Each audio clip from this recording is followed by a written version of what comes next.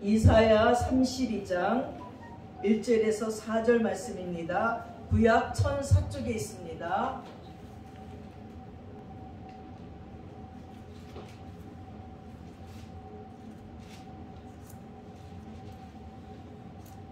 찾으셨는 줄 알고 제가 봉독해 올리겠습니다. 보라, 장차 한 왕이 공의로 통치할 것이요 방백들이 정의로 다스릴 것이며 또 그 사람은 강풍을 피하는 곳, 폭우를 가리는 곳 같을 것이며 마른 땅의 냇물 같을 것이며 곤비한 땅에 큰 바위 그늘 같으리니 보는 자의 눈이 감기지 아니할 것이요 듣는 자가 귀를 기울일 것이며 조급한 자의 마음이 지식을 깨닫고 어눌한 자의 혀가 민족하여 말을 분명히 할 것이라. 아멘. 오늘 은혜 받을 말씀은 희망을 가져야 합니다. 사랑하는 여러분, 벌써 2022년 새해 두 번째 주일이 됐습니다.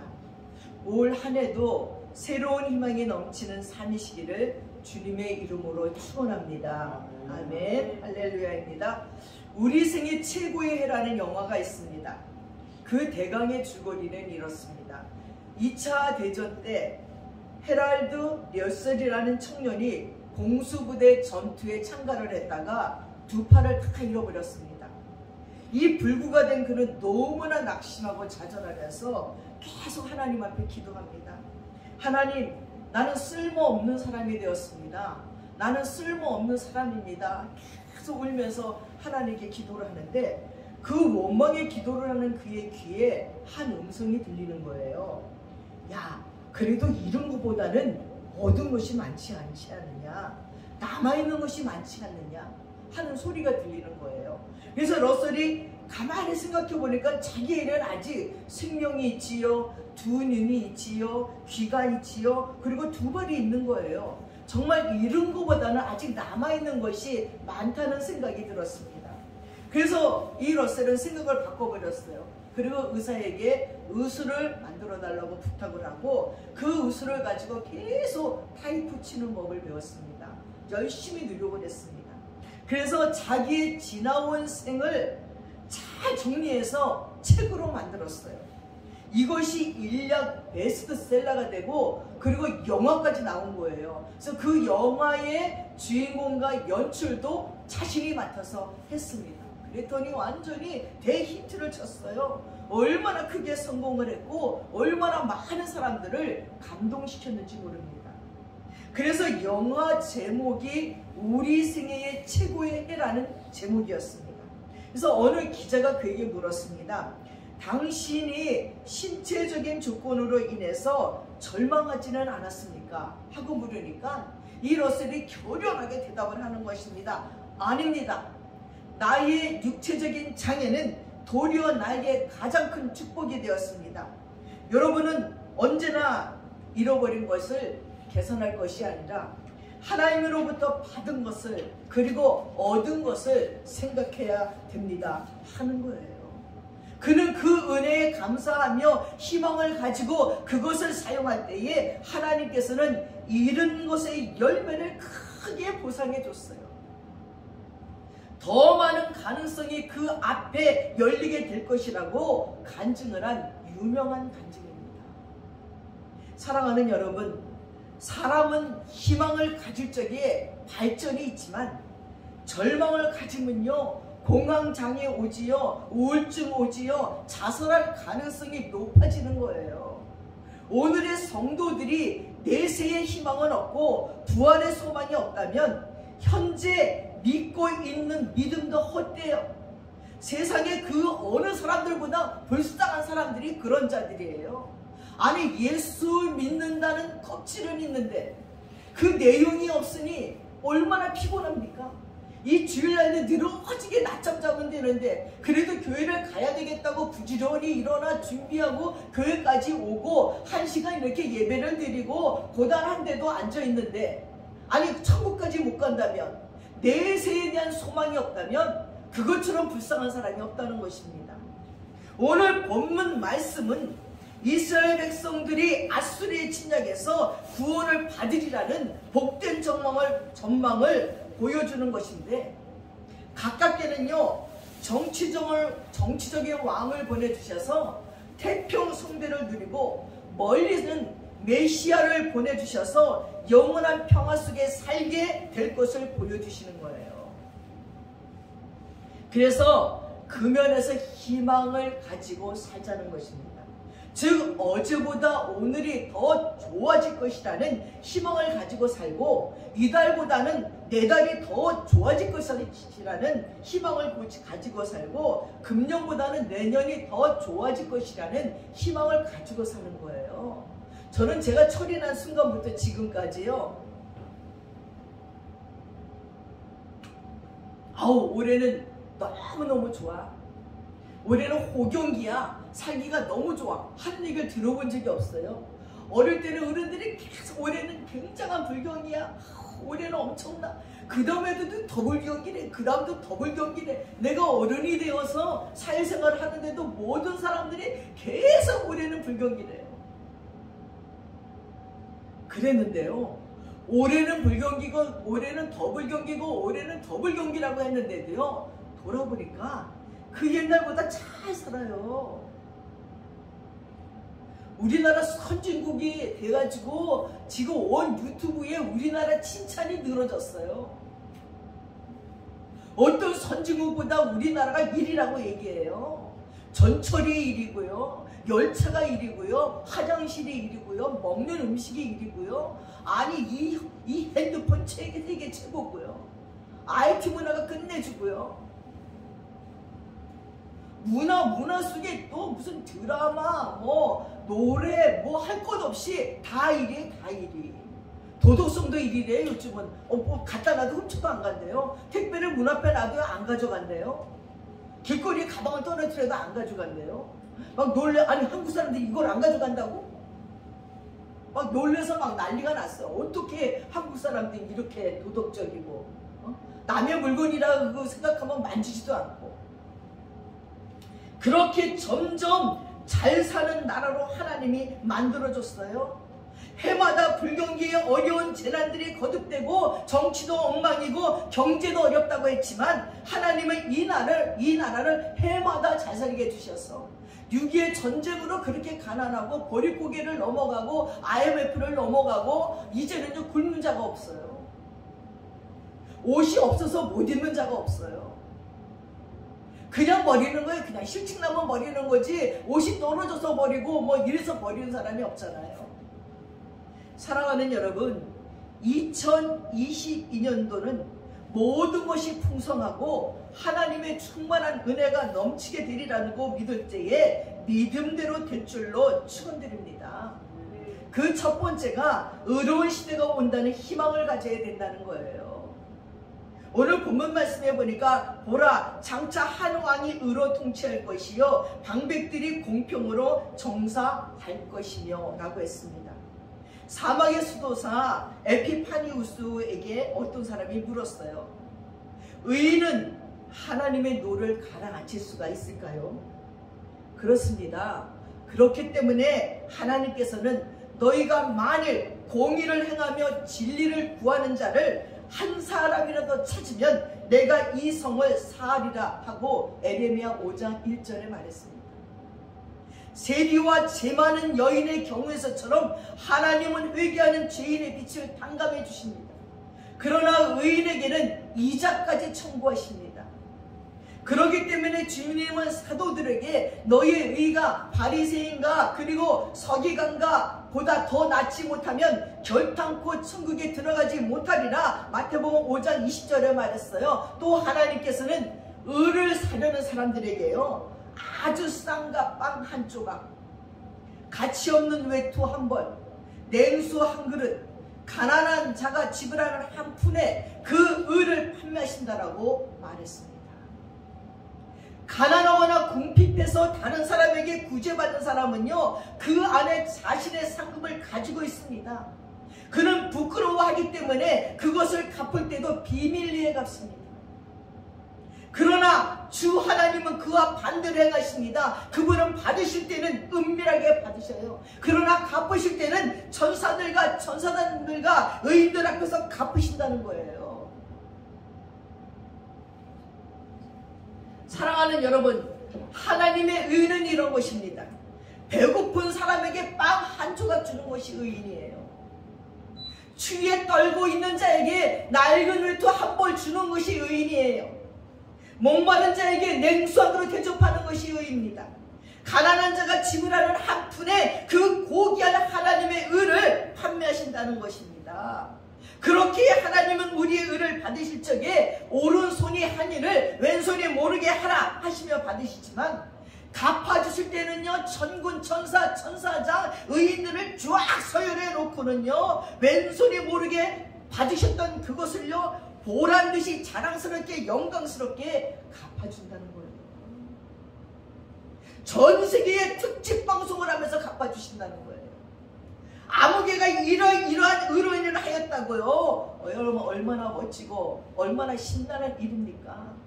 여러분이 은밀히 행했던 의로운 일 하나를 우리가 아버지 앞에서 갚음을 받을 때는요, 그렇게 영광스럽게 갚아준대요.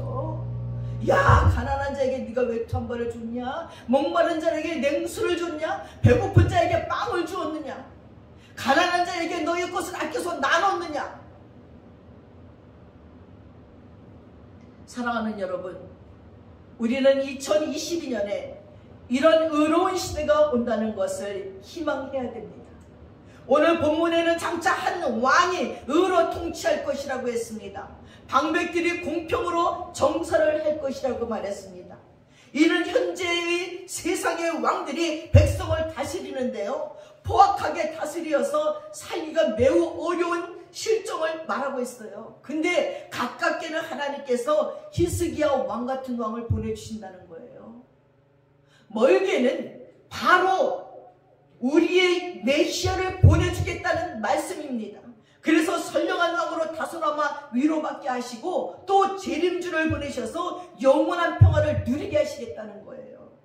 그러므로 인생들의 가장 큰 희망은 구약시대는 초림하신 메시아예요. 신약시대에는 재림하신 메시아를 기다리는 것입니다. 사랑하는 여러분, 그 이유는 재림하신 메시아만 뵙게 되면 그때부터 영원한 평화가 시작되기 때문입니다. 지금은 성도들이 고통스럽지만 주님만 재림하시면 그 고통은 안개같이 사라져버려요. 영원한 즐거움만 찾아오는 것입니다. 그러므로 지난해에도 살기가 고통스러웠지만 그래도 낙심하지 말고 2022년대에는 코로나도 사라지고 불경기도 사라지고 마스크도 벗어 던지고 사람과의 거리두기도 끝나고 죽겠다 하는 사람들의 입에서 살겠다고 하나님을 찬양하는 소리가 들려오는 좋은 일이 있을 것을 기대하고 희망차게 살아가야 되는 것입니다. 하나님을 두려워하는 선한 히스기야 같은 대통령도 뽑혀서 국민들을 사랑하고 경제도 살리는 희망을 가지시기를 축원드리며 희망하는 모든 소망이 믿음대로 되시기를 축원합니다. 두 번째는 평화로운 시대가 온다는 희망을 가져야 돼요. 본문에 보니까 또 그 사람은 강풍을 피하는 곳, 폭우를 가리우는 곳 같을 것이며 마른 땅에 큰 바위 그늘 같으리라고 했습니다. 지금 이스라엘 백성들은 죽을 맛이에요. 아수르를 피해서 애굽에게 붙었어요. 하나님께서 애굽의 도움은 헛되고 무익하다. 가만히 앉아있는 나합 같다. 애굽으로 내려가는 자는 화했을진저. 애굽은 사람이요 신은 아니다. 근데도요, 애굽을 의지하며 내려간 이스라엘이에요. 그래서 환난의 떡과 고생의 물을 주지만 내 스승을 다시는 숨기지 아니하고 네 눈에 네 스승을 볼 것이다. 너희가 자라나 우러나 치울 적에 뒤에서 말소리가 내 귀에 들려 이르기를 이것이 정론이 너희는 이리로 행하라 라고 이사야 30장 20절 21절에 말씀했습니다. 우리가 자라나 우러나 치우쳐서 어찌할 바를 모를 적에 한 스승을 보내주셔 너희 등 뒤에 들리는 말씀이 있어서 이 길이 옳은 길이라 이리 가라 하고 가르쳐 주신다는 것입니다. 애굽을 의지하는 이스라엘에게 이제 하나님의 앗수르를 치시고 한 왕이 의로 통치하리라. 그 왕은 어떤 왕이냐? 여러분, 광풍을 피하는 것 같대요. 폭우를 가리우는 것 같대요. 마른 땅의 냇물 같대요. 곤비한 땅의 큰 바위 그늘 같대요. 여러분, 앞으로 샤몬에 있을 대통령 선거에 강풍을 피하게 해줄 대통령이 선출되면 좋겠어요. 폭우를 가려주는 대통령이었으면 좋겠어요. 마른 땅의 냇물 같은 대통령이었으면 좋겠습니다. 곤비한 땅의 큰 바위 같은 대통령이 뽑혀지기를 기도해야 됩니다. 사람이 바다로 배를 타고 나가다가 큰 강풍을 만났다고 생각해 보십시오. 그 처지가 어떠하겠습니까? 사망을 가다가 강풍을 만났다고 생각해 보세요. 어디를 피합니까? 미국에 가서 LA에서부터 시작해서 라스베가스까지 가는데요. 사막이에요. 라스베가스는 또 사막 가운데 졌잖아요. 근데 그 끝없는 사막에 바람이 불잖아요. 어떻게 할 수가 없어요. 그래서 토네이도가 일어나고 막 그냥 뺑뺑뺑 돌아서 다 그냥 날려버리는 거예요. 피할 길이 없어요. 그런데 구원자가 나타나서 바다를 잔잔하게 하고 사망의 강풍을 토네이도를 막아준다는 거예요. 예수 그리스도의 당시에 제자들이요 배를 타고요 항해하는데 큰 풍랑을 만났어요. 그때에 배 고무를 메고 주무시는 예수님을 깨워가지고 구원을 요청합니다. 그래서 주님께서 바다를 쫙 꾸짖으시니 바다가 잠잠하고 이들의 두려움이 물러갔다고 했습니다. 세상에는 비록 바다에 가서 배를 타지 아니하여도 풍랑 같은 어려움이 너무나 많이 있습니다. 갑자기 불어닥치는 태풍과 토네이도와 화산 폭발과 지진과 쓰나미와 눈사태, 홍수, 전쟁, 학살, 가난, 병, 예기치 못한 죽음 등등 하늘에서 바다에서 땅에서 일어나는 모든 사건들 속에 사는 우리는 이 엄청난 풍랑을 견딜 힘이 없습니다. 오늘 아침 뉴스에는 불을 끌어가던 소방대원들이 3명이나 죽었어요. 바로 이것이 인생의 풍랑이지요. 그 가족들은 어떡합니까? 아내와 자녀들은 어떻게 하면 좋습니까?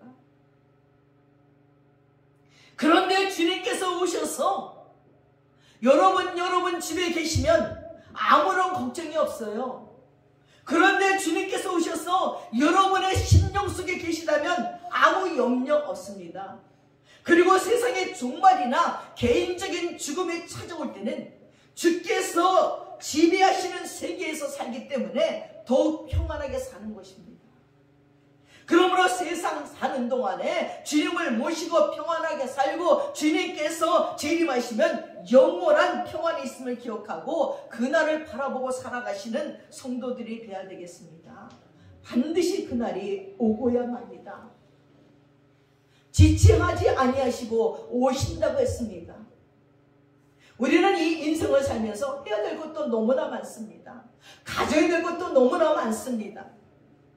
그러나 이 땅에서 해야 되고 가져야 될 모든 것들도 다 두고 재림하신 예수와 함께 우리는 천국에서 영원토록 살 것을 기대하시는 여러분들 되시기를 축원합니다. 세 번째는 신령한 시대가 온다는 희망을 가져야 됩니다. 본문 3절과 4절에 보니까 보는 자들은 눈이 감기지 아니할 것이요 듣는 자의 귀가 기울어질 것이며 조급한 자의 마음이 지식을 깨닫고 어눌한 자의 혀가 민첩하여 말을 분명히 할 것이라고 하였습니다. 이는 하나님의 은혜로 신령한 생활을 말하는 것이에요. 바울 사도가 기록하기를 우리가 부분적으로 알고 부분적으로 예언하니 온전한 것이 올 때에는 부분적으로 하던 것을 폐하리라고 했습니다. 내가 어렸을 때에는 말하는 것이 어린아이 같고 깨닫는 것이 어린아이와 같고 생각하는 것이 어린아이 같다가 장성한 사람이 되어서는 어린아이의 일을 버려놓으라. 우리가 이제는 거울로 보는 것 같이 희미하나 그때는 얼굴과 얼굴을 대하여 볼 것이고 이제는 내가 부분적으로 아나 그때에는 주께서 나를 아신 것 같이 내가 온전히 알리라. 고린도전서 13장 9절 12절에 말했습니다. 사오식의 수도사 싱클레티카가 이렇게 말했어요. 마귀의 쾌계는 너무나 많습니다. 마귀는 가난을 사용해서 영혼을 방해하지 못하는 불을 사용해서 영혼을 유혹합니다. 모욕과 수치를 사용해서 영혼을 정복하지 못하면 칭찬과 영광을 사용합니다. 또 건강을 사용해서 영혼을 정복하지 못하면 육신을 병들게 합니다. 쾌락을 통해서 영혼을 유혹하지 못하면 고난을 위해서 정복하려고 합니다. 게다가 하나님의 사랑이 연약한 사람을 괴롭히기 위해서 심한 질병을 추가하기도 합니다. 마귀는 고열에 의해서 육체를 괴롭히고 견딜 수 없는 갈증으로 짓누립니다. 만일 죄인인 당신이 이 모든 것을 겪는다면 장차 겪을 형벌, 즉 하나님의 공의에 의해서 임할 영원한 지옥불의 고통을 생각하고서 이 세상에서 낙심하지 마십시오. 하나님의 심판을 기뻐하며 여호와께서 나를 심히 견책하셨어도 죽으면 붙이지 아니하셨도다. 시편 118, 18절 말씀처럼 복된 말씀을 기억하십시오. 의인이 병을 들면 그 사람은 더욱 든든하게 될 것입니다. 당신은 금과 같은 사람입니까? 그렇다면 불을 통해 연단을 받을 것입니다. 당신은 가시 같은 사람입니까? 기뻐하시고 이런 대접을 받는 다른 사람이 있는지 보시기 바랍니다. 사도 바울과 동일한 고난을 받는 것은 영광입니다. 사랑하는 여러분, 성경에는 우리가 불과 물을 통과하였더니 주께서 우리를 끌어내사 풍부한 곳에 들이셨다고 시편 66편 12절에 말했습니다. 당신에게 첫 번째 운명이 임했는지요? 그러면 두 번째 운명을 기대하시기 바랍니다.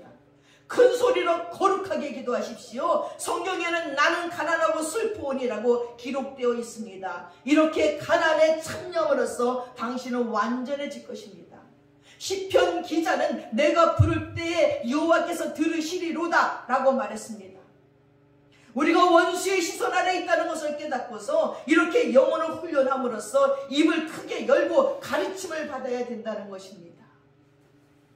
여러분, 질병이 우리를 억누르더라도 그 때문에 노래할 수 없다는 듯이 슬퍼하지 말라는 거예요. 이 모든 일은 우리의 유익을 위한 것이고 우리의 소원을 정화시키기 위한 것입니다.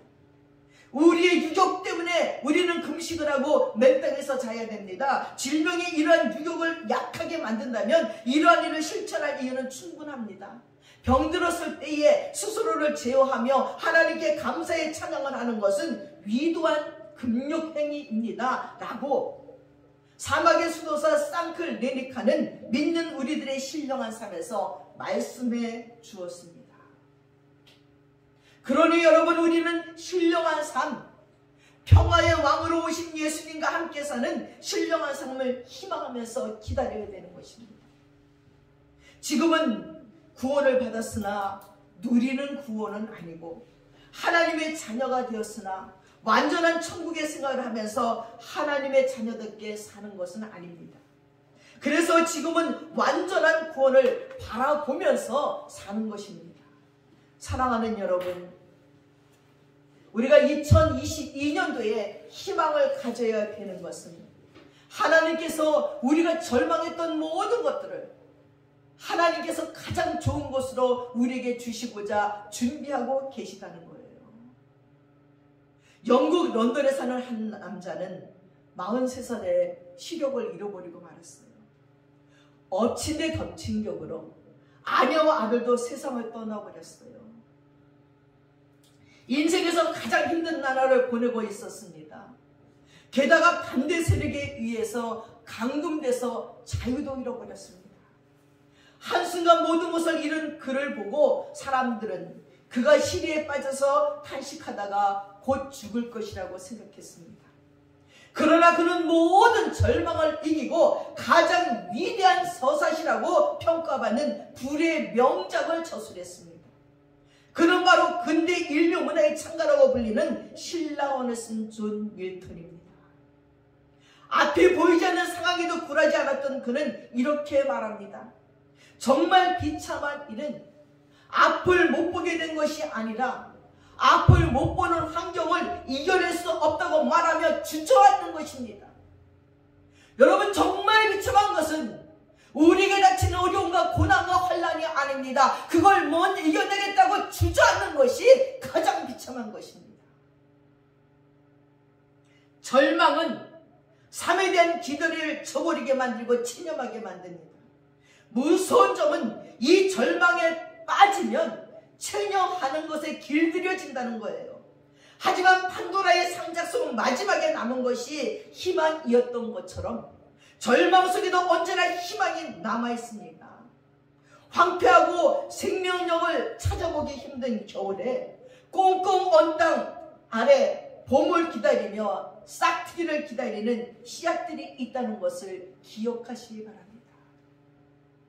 지금 겨울에 나무들이 다 죽은 것 같아요. 그 푸르른 잎들이 다 떨어지고 꽃의 영광도 푸르름의 화려함도 다 사라지고 가지만 남아있지만 죽은 게 아니에요. 눈과 그 바람 속에 그 뿌리 밑에는 물기와 영양분을 저장하고 있어요. 그 봄이 되면 뿌리에서부터 그 물기가 가지로 나무로 쫙 올라와서 다시 잎을 피우고 꽃을 피우는 걸 볼 수 있습니다. 고난은 바로 우리들의 뿌리 속에 생명과 물을 저장하는 시간이라는 것을 기억하시기 바랍니다. 그래서 희망이라는 꽃을 피워낼 날이 있습니다. 여러분의 비전과 꿈을 화려하게 피워낼 날이 있다는 것을 기억하시기 바랍니다. 그렇게 우리는 영생복락을 기다리면서 사는 것입니다. 그러나 우리가 세상을 떠나고 주님을 만나면 그때에는 신령한 생활이 시작되는 거예요. 이것이 바로 우리들의 희망인 것입니다. 그날을 바라보고 삼가 조심하며 준비하며 기다리는 것이 바로 우리들의 삶임을 아시고 희망을 잃지 말고 사시는 여러분들 되셔야 됩니다. 그래서 금년에는 우리 모두가 희망을 가지고 살아야 됩니다. 정치적으로도 어려운 사람이 잘 산다는 희망을 가지고 살아야겠고, 답답했던 환경이 평안한 환경으로 변경되기를 바라고, 욕심으로만 살았던 우리가 신령한 생활로 이어지는 놀라운 역사가 있기를 바라며 살아가시는 여러분이시기를 축원합니다. 기도하겠습니다. 사랑하는 아버지 하나님, 이스라엘 백성들은 아수르의 침략으로 말미암아 정말 죽을 것 같았습니다. 그래서 애굽을 의지하고 애굽에 가서 아버지 하나님 정말 그들의 목숨을, 그들의 생명줄을 맡기면서 빌었지만 하나님께서는 아니라는 것입니다. 애굽은 도울 힘이 없다는 겁니다. 그들은 신이 아니라는 것입니다. 그러면서 하나님께서는 이스라엘 백성들을 사람 몽둥이와 인간 막대기로 때리시면서 하나님만을 의지하게 만들어 갔습니다. 우리도 인생 가운데 아버지 혹시라도 사람을 의지하고 환경을 의지하고 아버지 명예를 의지하고 재물을 의지할 적에 하나님은 사람 몽둥이와 인간 막대기로 우리를 때리실 것입니다. 그러면서 우리에게 말씀하실 것입니다. 이제 내가 너를 혼자 버려두지 아니하신다고요. 아버지, 너희 등 뒤에서 들리는 소리가 있어. 이것이 옳은 길이라고 정로라고 가르쳐 줄 것이니 그 길로 가라고 말씀하시는 하나님의 음성이 있으리라는 것입니다. 고맙고 감사하신 아버지 하나님, 우리 멋대로 낙심하고 절망했던 시간들 용서해 주시고, 우리 주 예수로 말미암아 우리 주 예수 그리스도의 재림을 바라보며 새 왕이 이 땅에 나올 것을 기대하며 아버지 희망을 잃지 않는 저희들 되게 하여 주시고, 이 땅에서의 첫 번째 우리의 인생이 너무나 잔혹하고 힘들고 어려울지라도 우리들의 제2의 인생은 아버지의 나라에서 하나님과 함께 영생 복락을 누리며 사는 것을 기억하며 살아가는 저희들 되도록 도와주시고, 2022년도에는 새로운 소망과 희망이 넘치는 하나님의 사람들이 되도록 축복해 주시옵소서. 감사드리며 우리 예수님의 이름 받들어 기도드렸사옵나이다. 아멘. 다 함께 자리에서 일어나셔서 552장 찬양하겠습니다.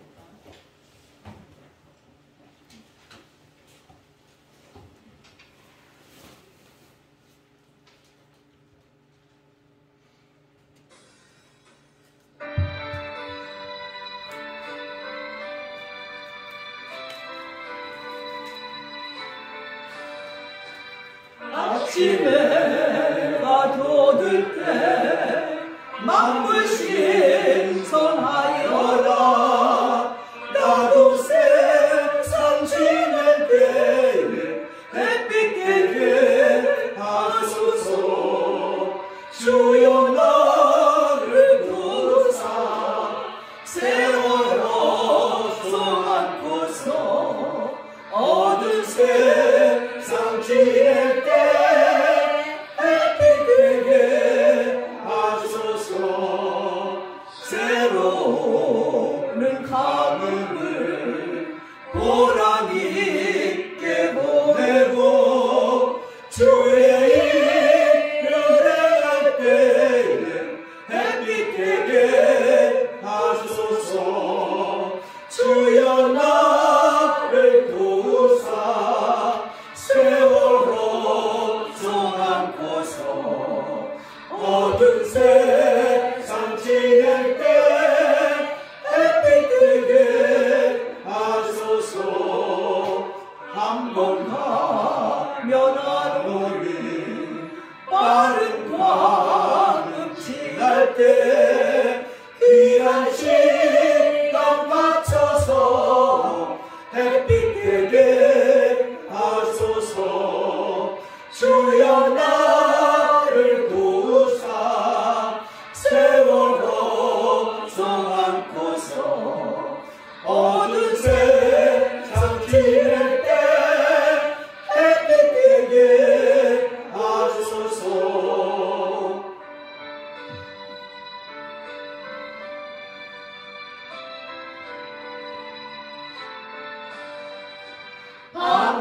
밤낮초를 위하여 몸과 마음을 드리고 주의 사랑 나타내 햇빛 되게 하소서. 주여 나를 도우사 세월호 안고서 어두운 세상 지낼 때 햇빛 되게 하소서.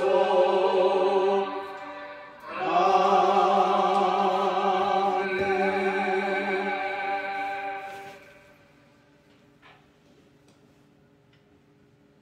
기도하겠습니다.